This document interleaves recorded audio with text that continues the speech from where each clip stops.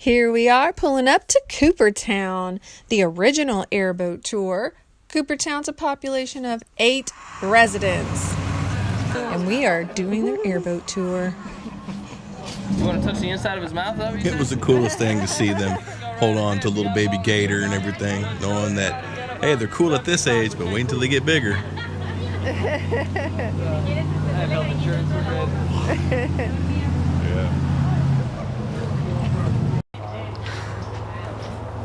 So guys, this here is the Colombian red-tailed boa, also known more commonly as the boa constrictor. Now these guys are actually tree-dwelling snakes, meaning they're going to spend most of their lives up in the tree branches. So a lot of people ask me what they'll eat. So basically the answer to that is anything they can find in the trees as well, whether it be birds, rats, squirrels, possums, whatever it might be.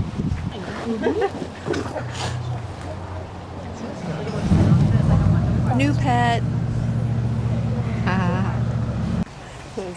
Dr. Nick was taking a picture with Stitch. Yeah, when I first saw the airboats, because this place has 7 airboats and the biggest holds about 24 people, and they have smaller ones for private tours, I was expecting the smaller ones because I kept, what I'd seen on TV. I was like, yeah, we're going to sit up in the higher chairs and yeah, we're going to be speeding through. But, hey, they're airboats. They worked. It was a little chilly this day and the wind was blowing like crazy, but we had a good time. I've been wanting to do this ever since, I was a kid. I love adventure. Always wanted to go to the Everglades, so I was super excited.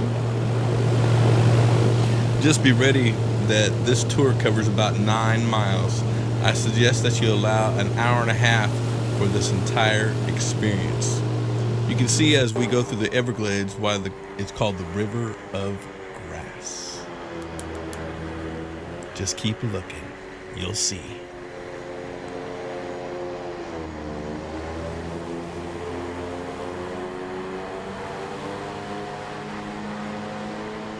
We were excited. We're like, yeah, put that, get it going. Remind me of being in the car, man. Put that pedal to the metal. Just fly. Women, pull your hair back. My bangs kept blowing all over my face, in my eyes.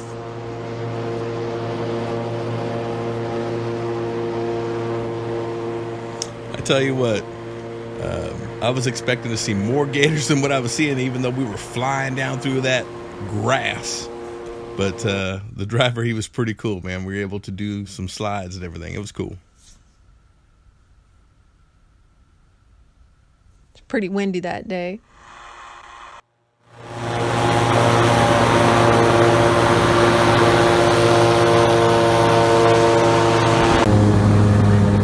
Now you can see why it's called the River of Grass.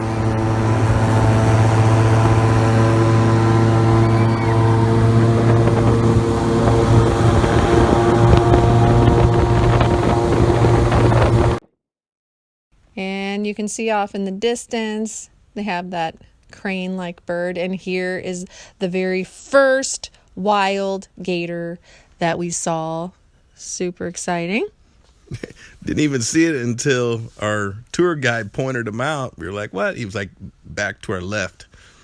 And I still, even though if you don't see any gators, I still wouldn't trust just jumping in. No way I wouldn't jump in.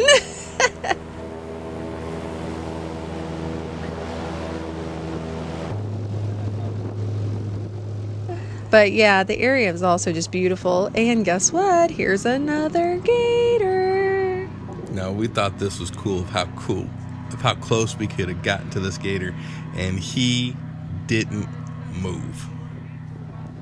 Yeah, the boats didn't seem to bother him at all. They can actually live up to 60 years. Now captivity. Look at that tail. He's just trying to get some energy from the sun. Try to suntan. Cool, like I said about this experience, that the boat was able to get that close. It didn't move. We were able to get good pictures and even video. I mean, it was pretty exciting of knowing that this was not in the zoo.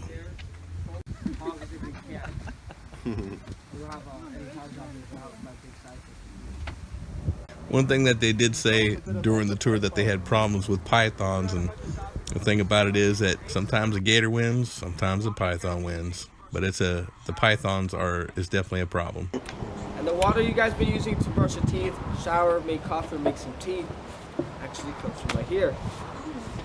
I thought this area was really beautiful. And at the end, we got to hold a little alligator, an infant alligator. So that was pretty awesome. It acted like no big deal. Travels with the Baldiloks. Like us on Facebook. And subscribe to us on YouTube.